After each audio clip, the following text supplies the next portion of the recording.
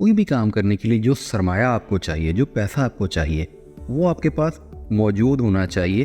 और वो वाला पैसा मौजूद होना चाहिए जिसको आप एक्सप्लेन कर सकें, वो अनएक्सप्लेन्ड ना हो। वाइट मनी किस किस तरह से जनरेट हो सकती है?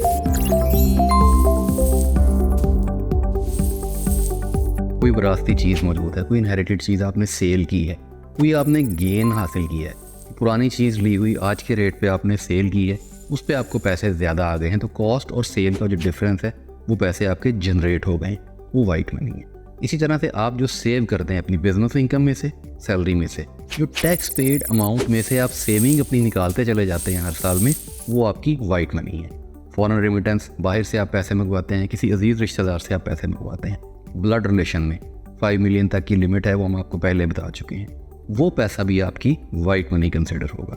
अब प्रॉब्लम कहाँ पे आती है? प्रॉब्लम इस तरह से आती है कि एसेट्स हिस्टोरिकल कॉस्ट पे रिकॉर्ड किए जाते हैं। फिर उसके बाद प्लॉट और घरों के हवाले से एक बहुत बड़ा मसला ये है कि उनकी जो वैल्यू रिकॉर्ड की जाती है रजिस्ट्रेशन अथॉरिटीज़ में, वो डीसी रेट जिसको बोलते हैं या एफपीआर रेट बोलते हैं, वो कम होता है और एक्चुअल रेट ज़्यादा होते हैं। अब आपको डीसी रेट के मुताबिक रजिस्ट्री करवानी है, एफपीआर रेट के मुताबिक उस पर टैक्स देना है और एसेट परचेज उससे भी ज़्यादा वैल्यू पे करना है।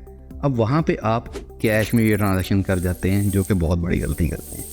आपको उसकी वैल्यू थ्रू बैंकिंग चैनल पे करना चाहिए या रिसीव करना चाहिए, दोनों सूरतों में। एसेट बेचा है या ख़रीदा है, जब आप बैंकिंग चैनल से पे करेंगे या रिसीव करेंगे तो एक तो आप एफबीआर की कंप्लायंस करेंगे, क्योंकि 5 मिलियन से ऊपर आप कोई भी प्रॉपर्टी और 1 मिलियन से ऊपर कोई भी गाड़ी कैश में लेन देन नहीं कर सकते, ये मैंडेटरी है एफबीआर का। दूसरा ये होगा कि आपके पास वो एसेट जब मौजूद है, प्रॉपर उसकी वैल्यू आपने डिटरमिन की हुई है, तो कल को जब आप उसका डिस्पोजल करते हैं तो वो आपके पैसे वाइट होंगे। वो सारी की सारी अमाउंट जो आपने बैंकिंग चैनल में रिसीव की है और उस पर जो भी आपको गेन हुआ है, वो गेन एक मखसूस टाइम पीरियड के अंदर टैक्सेबल है। उसकी एक स्लैब अलग है, वो कैपिटल गेन टैक्स की पूरा सेक्शन है उसका इनकम टैक्स ऑर्डिनेंस में, उसके मुताबिक आप उस पर टैक्स देंगे।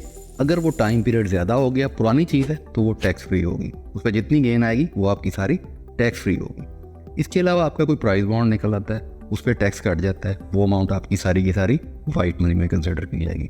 फॉरेन रेमिटेंस मैंने पहले बता दिया, वाइट मनी में कंसिडर की जाएगी। सेविंग्स वाइट मनी में कंसिडर की जाएंगी। इनहेरिटेड अगर आपको कोई एसेट्स आते हैं या कैश आता है या कोई आप गिफ्ट लेते हैं, ब्लड रिलेशंस में गिफ्ट भी अलाउ है जो कि आप क्रॉस चेक से लेते हैं, तो वो भी आपकी वाइट मनी में कंसिडर होगा।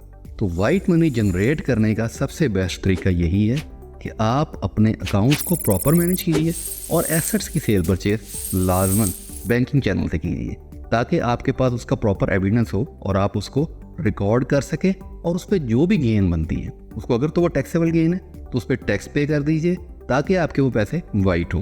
और दूसरा, कोई भी अमाउंट आप अपने बिजनेस इनकम से जनरेट करते हैं, सैलरी से जनरेट करते हैं, उस पर भी जो टैक्स बनता है वो ऐसे अदा कीजिए और ऐसे उसको जनरेट कीजिए कि आप अपनी उसको वेल्थ स्टेटमेंट में रिकंसाइल कर सकें, ताकि वो आपके पैसे वाइट मनी में एडिशन बन सके। तो ये बेहतरीन तरीक़ाकार है कि आप अपनी वेल्थ स्टेटमेंट को मैनेज कीजिए, अपने एसेट्स को मैनेज कीजिए, अपनी इनकम को मैनेज कीजिए। अगर आप अपनी इनकम को अच्छे से मैनेज कर लेते हैं तो आप 2-4 सालों के टैक्स रिटर्न्स के बाद देखेंगे कि आपकी वेल्थ स्टेटमेंट में आपकी मुनासिब अमाउंट वाइट मनी की शक्ल में जनरेट हो जाएगी। क्योंकि इसके अलावा कहीं से भी आप अनडिस्क्लोज्ड इनकम ले आएंगे तो वो आपको नुकसान पहुंचाएगी और एफबीआर की तादीबी कार्रवाई भी आपके खिलाफ हो सकती है।